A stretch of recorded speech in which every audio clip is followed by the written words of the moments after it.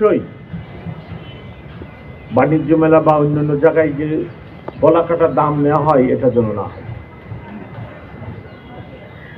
আমার অভিজ্ঞতা মতে এবং আপনাদের অভিজ্ঞতা আছে যে বাণিজ্য মেলায় হোটেলগুলো এবং ফুড কোর্টগুলোতে খাদ্যদ্রব্যের দাম 3 গুণ আদায় করা হয়, যেটা ঠিক না। আমি আমার অফিসারদেরকেও রিকোয়েস্ট করবো এই দিকে যেন খেয়াল রাখে।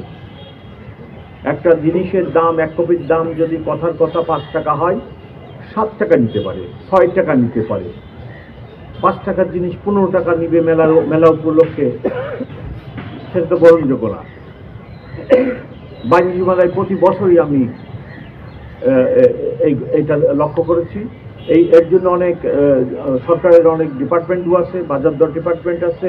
আমি তাদেরকেও রিকোয়েস্ট করব যে এইদিকে খেয়াল রাখবে। 5 টাকার জিনিস কোনোভাবেই 15 টাকা, 20 টাকা দর্শনার্থীদের থেকে নিবে, এবং এটা নিয়ে অনেক ঘটনাও হয়ে যায়। সেখানে ছোটো ছোটো ঘটনা হয়, তর্ক বিতর্কের সৃষ্টি হয়। আমি আমার কলিগদেরকেও রিকোয়েস্ট করতেছি এবং যারা অন্য ডিপার্টমেন্ট আছে তার জন্য এদিকে খেয়াল রাখে। আপনারা জানেন এটি একটি রুটিন প্রোগ্রাম ঢাকা মেট্রোপলিটন পুলিশের জন্য।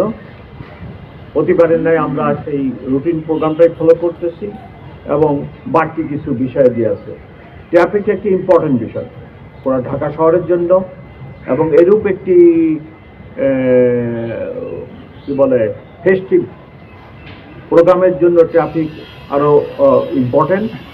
আমি আমার সহকর্মী এডিশনাল কমিশনার ট্রাফিক কে এখন অনুরোধ করতেছি ট্রাফিক ব্যবস্থাপনা সম্পর্কে আপনাদেরকে একটা ধারণা দিতে। Thank you.